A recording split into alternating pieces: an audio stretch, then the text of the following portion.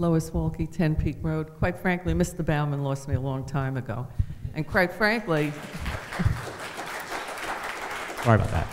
if anyone's going to run amok, I wish it would be the council, because I could vote them out. If the agency runs amok, I have no power over them.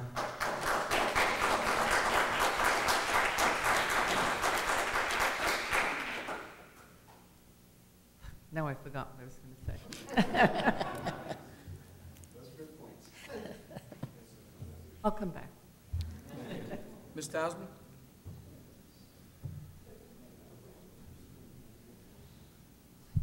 Jane Tausman, Butler Road. I would like to suggest something that should be a consideration here, which is that even if there is an appearance of an impropriety sometimes, that should be considered. And so I would just put that out as a warning that I would think that that should be something that should be seriously considered. Please. Thank you. Thank you, ma'am. Ms. Wolke? Lois Wolke, I remember what it was. It was the discussion on conflict of interest.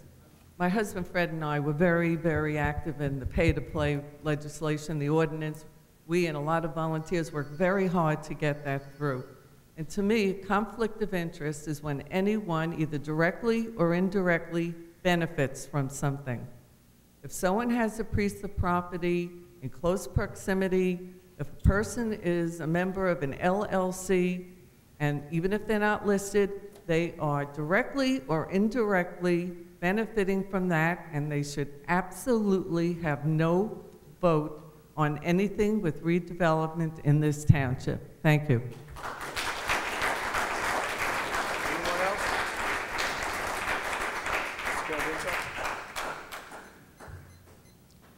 Yeah, Rob Karabinchak, 84 Web Street.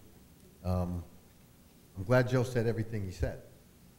So then, to just encompass everything, obviously you've heard the fears that the public has. The council's heard the fears that the public has, that they have.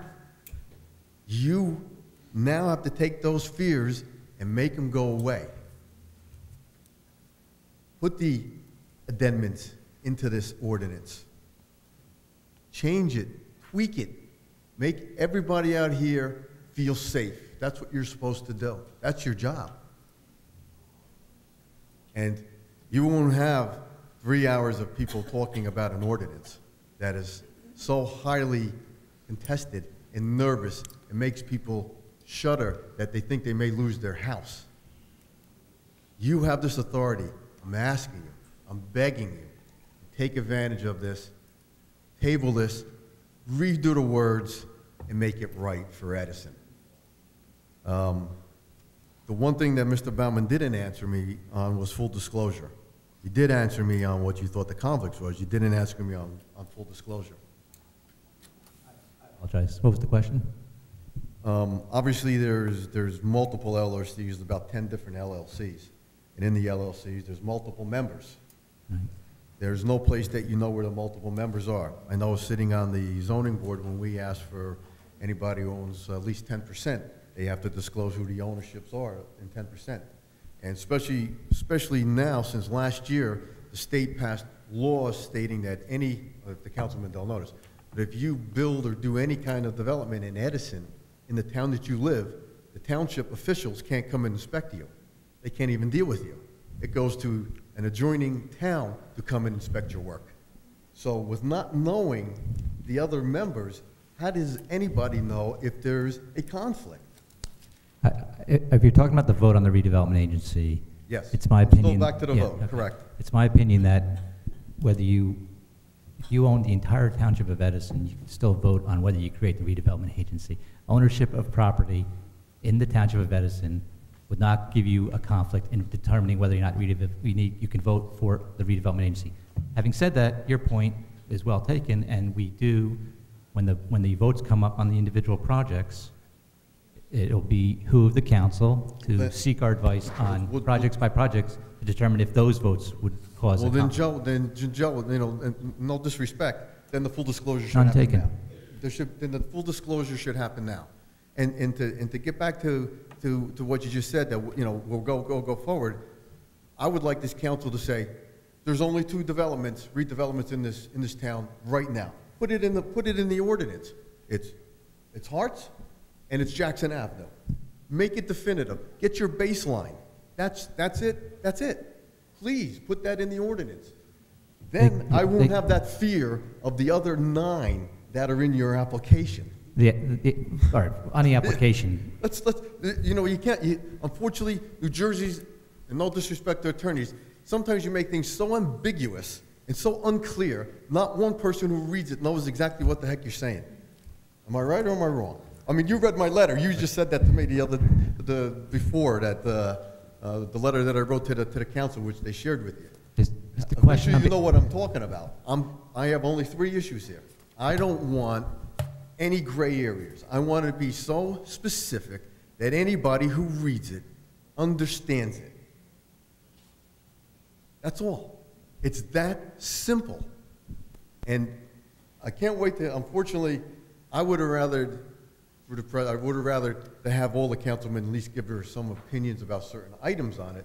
Unfortunately, we don't have a chance to speak about if they say something that we don't agree with or whatever, but I think they've heard way a lot about this specific thing. I think we've addressed almost every issue that they possibly could think of, and thank you, Council President. Thank you. Ms. Wells?